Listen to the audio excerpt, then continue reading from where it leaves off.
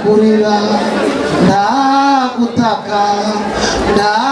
bitaro bihaba kuko n'abarwayi babayo nta byago nta gusabiriza nta karengane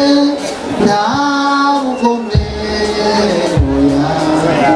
ubupfubyi ubupfakazi ntibihaba iganyira no kwiheba ntibihaba